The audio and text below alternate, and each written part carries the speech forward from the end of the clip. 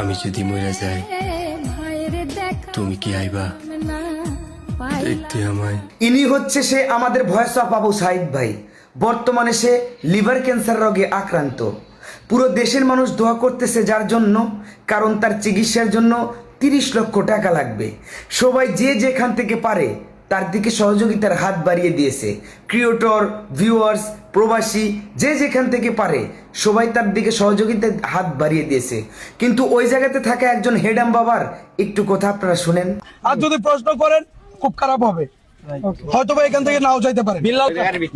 আপনার এলাকাতে গেছে থটস অফ বেল্লাল ভাই, তার নিজের স্বার্থে নয়। সে গিয়েছিল আবু সাইদের পাশে দাঁড়ানোর জন্য, আর আপনারা তাকে অপমান করে ছেড়ে দিলেন। বিষয়টা যেটাই হোক আপনারা পারবেন সেটা আমরাও জানি, তবে সেটাও হচ্ছে মানুষের কাছে সহযোগিতা নিয়ে।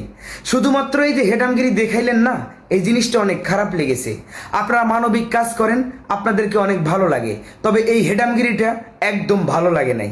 আমাদের এলাকাতে যদি অন্য এলাকাতে থেকে কোনো মানুষ আসে তাকে আমরা সর্বোচ্চ সম্মান দেওয়ার চেষ্টা করব, কিন্তু আপনার এলাকাতে সে গিয়েছে আপনাদেরই একজন ভাইয়ের উপকার করতে, কিন্তু আপনারা তার সাথে কি করলেন? এটা কিন্তু কাজটা ঠিক করেন নাই রাব্বি ভাই। আপনাকে অনেক ভালো জানতাম, তবে আপনার কাছ থেকে এমন ব্যবহার আমরা কিন্তু আশা করি নাই। থটস অফ বেল্লাল ভাই সব জায়গাতেই যায়, সব মানুষেরই পাশে দাঁড়ানোর সে চেষ্টা করে। এখন তাকে মানুষ পাগল বলুক বা যেটাই বলুক, সে কিন্তু মানবিক কাজে সব জায়গাতে যেয়ে থাকে। কিন্তু আপনার এই আচরণটা সত্যি ভালো লাগে নাই। আপনি যদি তার এলাকায় এসে তাকে অপমান করতেন হয়তো আমরা এত কষ্ট পাইতাম না, কিন্তু আপনি তাকে অপমান করেছেন আপনার এলাকায় নিয়ে গিয়ে। এখানে আবু সাইদ ভাই বেল্লাল ভাইকে খবর দিয়ে নিয়ে গেছে, সে কিন্তু ইচ্ছাকৃতভাবে যায় নাই। আর একজন মুমূর্ষু রোগীর পাশে দাঁড়ানো আমাদের সবারই কর্তব্য। আপনি যেমন দাঁড়িয়েছেন, এই যে 15 লক্ষ টাকা অলরেডি তুইলে আপনারা দিয়েছেন, আমার বিশ্বাস এর ভিতরে একটা টাকাও আপনার নাই। আপনারা স্বার্থ ছাড়া মানবিক কোনো কাজ করেন না, আগে নিজের পকেট ভারী করেন, তারপরে মানুষকে দান ধিন করেন। বুঝতে পারছেন? আপনার এই হেডামটা একদম ভালো লাগে নাই।